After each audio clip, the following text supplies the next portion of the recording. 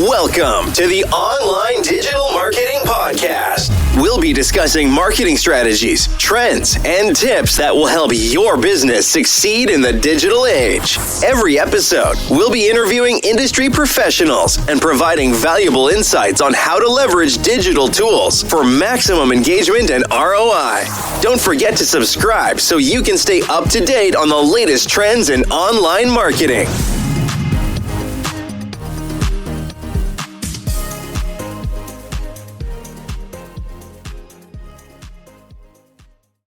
Okay, so have you ever noticed something kind of weird? Like you're putting so much work into your website, you're seeing the traffic numbers go up, but then the actual sales, the people actually buying your stuff. it's not matching up, right? Exactly. And a lot of businesses are facing this. Like 68% are seeing their website traffic increase. But get this, over half, 52% are saying those extra visitors, they aren't turning into paying customers. That's a head scratcher, right? It's like, what are we doing wrong? And that's what we're diving into today, this whole weird thing. We're calling it the lead generation paradox. And to help us figure this out, we've got this article, The Lead Gen Paradox, Why More Traffic Doesn't Mean Better Leads. It's by this guy, Josh B. Yeah, Josh B really lays it out there. And you know what? By the end of this, you'll understand why just obsessing over getting more people to your website, well, it can be a trap. We're going to show you what really matters so you can get those high-quality leads. You know, the ones who are actually going to buy from you? Those are the ones you want. Exactly. This isn't just about vanity metrics. It's about making sure your efforts are actually paying off, saving you time and money in the long run. So let's jump right into this. One of the first things the article talks about is this thing called the mirage of massive traffic. It's this idea that tons of visitors equals tons of customers. Yeah, it's like that feeling you get when you see those page views going up, and you think, yes, we're killing it. But the article calls these vanity metrics because really, are they? Not necessarily. Like, think about it. You can have a ton of people clicking around your site, but are they the right people? Yeah, just because they're looking doesn't mean they're buying, right? Like, let's say you have a blog post and it goes viral, but it's about, I don't know, like a funny cat video or something. It's got nothing to do with your actual business. Exactly. You get all this traffic, but they're not interested in what you're selling. Right, or maybe you do a huge ad campaign, and yeah, people are clicking, but they're clicking because the ad was catchy, not because they actually need your product. And that's what creates this false sense of success. You're looking at the numbers and thinking everything's great. But if those visitors aren't sticking around, exploring your products, or actually buying anything, Then it's all just smoke and mirrors, really. exactly. It's like a mirage. It looks good from a distance, but as you get closer, It disappears. pretty much. So the point is, quality beats quantity every time. So how do we make sure we're getting the right kind of traffic? Like, are there signs we can look for? Definitely. One of the big things the article talks about is looking at the source of your traffic. Like, where are these people coming from? Oh, that's interesting. So it's not just about how many, but also how they got there. Right. Because different sources can mean different levels of intent. Like how likely they are to actually buy something. Exactly. So, for example, let's say someone finds your website through a Google search. Like they're actively looking for something specific. Right. Or maybe they came from a link on a website that's relevant to your industry, like a review site or a blog they trust. So they're already interested in what you offer. Exactly. That's what we call organic traffic. And it usually means the visitor has a higher intent. They're already in the mindset of looking for a solution, a product, something like that. Makes sense. That's actually more valuable than someone who just stumbles across your website randomly, right? Absolutely. Think about traffic coming from, say, a paid ad on social media. You might reach a huge audience, but how many of those people are actually in the market for what you sell? Probably not as many. Right. So it's not that those sources are bad, just that you need to be realistic about what to expect from them. It's all about understanding intent and how engaged those visitors are once they're on your site. Okay, so engagement, like how much they're actually interacting with your website. Yeah, like are they just skimming through or are they really digging into your content? Like spending time reading your blog posts, watching videos, downloading stuff. Exactly. And, you know, the buying process isn't the same for everyone. Some people are just starting their research. Yeah, they're just browsing around, getting a feel for things. Right. Others might be comparing different options, ready to make a decision soon. And then there are the folks who are ready to buy right now. Exactly.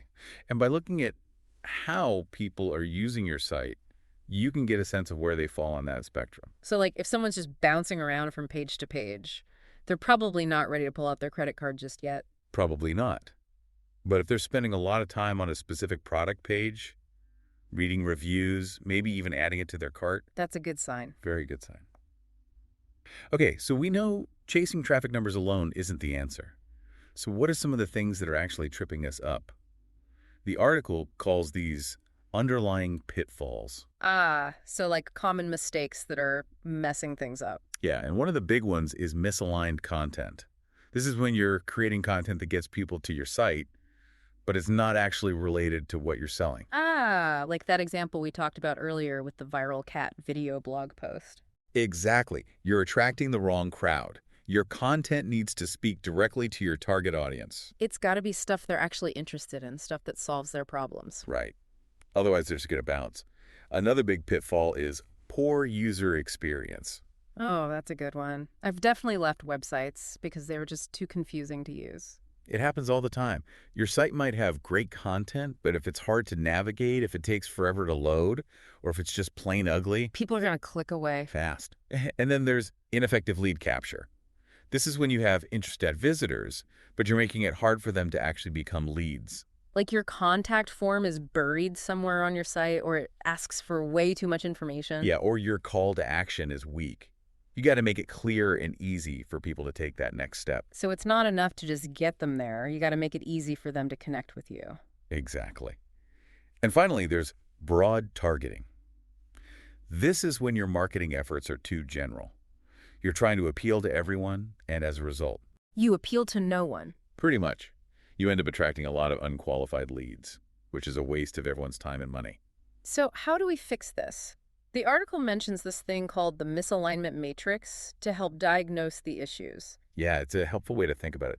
The first part of the matrix is targeting turbulence. So that's when you're attracting the wrong visitors because your targeting is too broad. Right. The solution is to get really specific with your audience segments. Like, who are your ideal customers? What are their demographics, their interests, their online behavior? Once you have a clear picture of who you're trying to reach, you can tailor your marketing accordingly. It's about quality over quantity. Exactly. Then there's content and messaging disconnect. This is when your content isn't resonating with your audience, even if it's relevant to your industry. So you might be talking about the right things, but you're not saying it in a way that connects with your audience. Right. It's important to use language they understand, address their specific pain points, and offer clear solutions. Make them feel like you get them. Exactly. And the last part of the matrix is user experience gaps. This is when your website itself is preventing people from converting. Even if they're interested in what you offer. Exactly. So you need to make sure your site is easy to navigate, visually appealing, and loads quickly. Your calls to action should be prominent and clear. So it's like making your website a welcoming space where people want to hang out and learn more. Exactly. Okay, so we've talked about the problems, but what are the solutions? The article talks about this idea of flipping the paradigm. Sounds dramatic. What does that mean exactly? It means shifting your focus from just attracting visitors to building relationships with potential customers. So it's not just about getting them to your site. It's about what happens after they get there. Right. It's about nurturing those leads, guiding them through the buying process. And that means changing how you measure success. Like not just focusing on clicks and page views anymore. Exactly. You need to look at metrics that actually reflect business value, like engagement rates, conversion rates, and lead quality. So like how long are people staying on your site? Are they signing up for your email list? Are they actually buying your product? Exactly. Those are the numbers that matter. And to really nurture those leads, you need to start with smart segmentation. So that means dividing your audience into smaller groups based on their shared characteristics. Right. Because different groups have different needs and interests. Like someone who's just starting their research will need different information than someone who's ready to buy. Exactly. And that's where personalization comes in. Tailoring your message to each specific group. Right. So you're sending them targeted emails, showing them relevant content on your website, and serving them personalized ads. So it's like you're speaking directly to them instead of just shouting into the void. Exactly. And when you do that, you build trust. And trust is essential for effective lead nurturing. So it's about guiding them through the sales funnel, right? Right. Giving them the information they need at each stage of the buying process. It could be educational content, product demos, customer testimonials. Anything that helps them make a confident decision. Exactly. And none of this works without good communication. between your marketing and sales teams. Right. They need to be on the same page, working together to ensure you're attracting the right leads and nurturing them effectively. So it's a team effort. Always. Okay, so how do we put all of this into practice? What are some actual things we can do to improve our lead generation? The article calls these innovative fixes. Like actionable steps we can take right away. Exactly. And one of the most important things is to leverage advanced analytics. You need to go beyond just counting website visitors and start tracking their behavior. Like what pages are they visiting? How long are they staying on each page? What are they clicking on? Exactly. That data will give you invaluable insights into what's working and what's not. So you can make adjustments and improve your conversion rates. Exactly. And there are some really cool AI tools out there that can help you with this, like B2B Rocket. They use AI to score your leads and analyze user behavior, so you can focus on the most promising prospects. That's pretty awesome, so you don't have to spend hours poring over spreadsheets. Right. Another important fix is refined ad targeting. If you're using paid advertising, you need to make sure you're targeting the right people. Not just blasting your message to everyone and hoping for the best. Exactly. Use techniques like retargeting and lookalike audiences to reach people who are actually interested in what you offer. And what about our website itself? Are there things we can tweak there? Definitely. Your calls to action, or CTAs, are super important. Those are the buttons and links that tell people what to do next, right? Right. They need to be clear, concise, and visually appealing. And don't be afraid to experiment with different wording and placement to see what works best. So like instead of just saying submit, maybe say download your free guide or something more specific. Exactly. And of course, quality content creation is still key. Yeah, you need to create content that your target audience actually wants to read, watch, or listen to. Content that provides value, solves their problems, and positions you as an expert in your field. And the article mentions multi-channel integration. What's that all about? It means using a variety of channels to reach your audience, not just your website. Think email marketing, social media, even offline events. So it's about being where your customers are, not just expecting them to come to you. Right. And to make sure everything is working as well as it can be, you need to do some A/B testing. So that's where you create two versions of something, like a landing page or an ad, and see which one performs better. Exactly. It's a way to constantly optimize your marketing efforts based on real data. So you're not just guessing, you're actually seeing what works. Right. And finally, don't be afraid to leverage the power of AI and automation. Like those tools we talked about earlier for lead scoring and behavior analysis. Exactly. There are so many great tools out there that can help you streamline your lead generation efforts and improve your results. So the bottom line is this: stop chasing traffic numbers and start focusing on building relationships with your potential customers. Exactly. Understand their needs, personalize your message, and nurture those leads. That's how you turn website visitors into paying customers. So for everyone listening, I want you to think about this. Are you really measuring the right things? Are you caught in the traffic illusion?